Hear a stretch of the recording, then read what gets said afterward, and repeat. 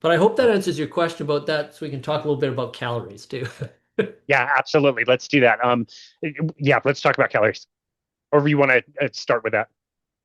Well, just because I love this one, and again, I've done this at conferences all over the place, and I might be putting you on the spot here a bit, Casey, but I just want to ask you what a calorie is. A calorie is a measurement of essentially heat, correct? Where you're heating up a certain amount of water, 1 degree. Yeah, I don't know exact the formula, but something along those lines. 1 mil or 1 cc of water by 1 degree. That's what a calorie is. So it's a unit of heat energy, right? Or a unit of energy. And how much does it weigh? Exactly. Doesn't weigh anything. It doesn't weigh anything. It's not what it's measuring. So why, when we look at weight management, are we always talking about calories? Great question. We're both drinking water right now. The water's getting inside our bodies. That's Yep, it, probably making us weigh more, but there's no calories in this. until you pee it out or sweat it out or breathe it out or whatever. Right. So here's the thing, and it doesn't matter whether like you're lean, I'm pretty lean. You're very lean, by the way. I've seen some of your pictures hiking with your wife and stuff. So there's She another drags me around. testament to the carnivore diet, and Sean Baker and so on, and anyway, so every gram that I have when I get on the scale in the morning, is something that went in my mouth, right? You don't just absorb mass from the planet, you eat it. But it's not the calories that you eat that adds to your mass. It's the mass of the food that you're eating, right? Okay, everybody I think can agree with that. We can also probably agree that the average person that's the average size, like you or me, needs about 2,000 calories a day of energy in order to maintain the systems we call metabolism, anabolic and catabolic reactions, right? So you do need to get 2,000 calories from somewhere. And you don't absorb that from the sun either. That comes from the food you eat. But the weight is due to the mass of the food. The energy supply is associated with that mass because it comes in the food that you eat. So, here's the math question, I might be putting you on the spot. If you wanted to get those 2,000 calories, but eat the least amount of mass, would you want to eat really dense calorie foods or really low dense calorie foods?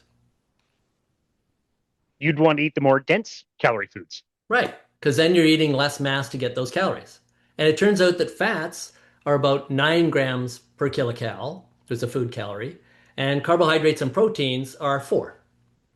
So, in fact, if you want to manage your weight, if you want to consume the least amount of mass, but still get those calories, you actually want to eat more fat, not less fat.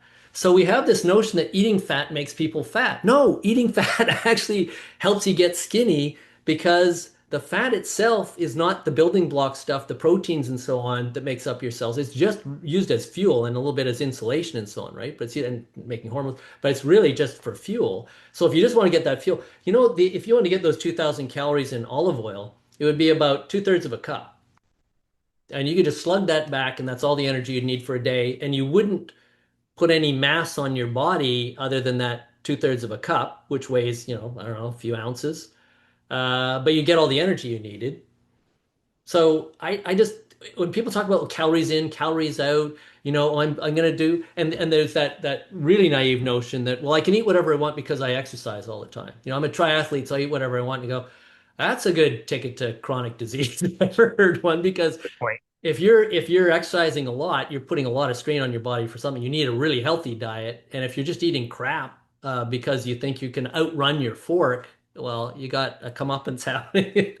And that actually, Tim Noakes, who I know one of the leaders going way back, he was a marathon runner and ended That's up right. with diabetes at a young age because he basically burned his pancreas out carbo loading, right, in those old days. And I teach nutrition class. I had a student ask me early on in the nutrition class this year, second year course, like I don't understand what you're saying because athletes need a lot of carbohydrates. Like I don't know how you expect us to perform if we're not. And I was sort of, well, you're only 20 years behind the times, but I get that because that's what we've been telling you, and that's what your parents believe and your coach probably believes. But it's starting to come around, and I have to say, all politics aside, and we won't, no ad hominem attacks on who's involved, But the new US dietary guidelines are a huge step forward, a huge step forward. So, and you know, as I say, I know Ben Bickman a little bit. I know Jeff Volek well.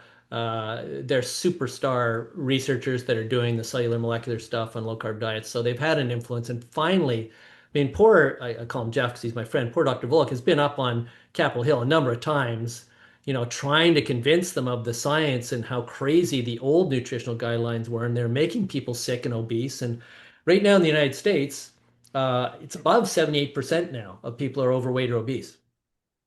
So when I was Terrible. born in the 60s, the average weight of an American male was around 158 to 162 pounds. Now it's almost 200 pounds, right? And you're not getting a lot taller. So it's all weight. And that's about the same time we started recommending this high carb diet, which causes that insulin resistance, inflammation, and eventually obesity, right? And it makes itself worse. Yeah. So, Wow. so yeah, anyway, That so I was want to get that calorie thing in because I would love people to just stop talking about calories in food. And if they do, say, oh, that's high calorie. Well, I should eat that because then I'm getting less mass for my calories.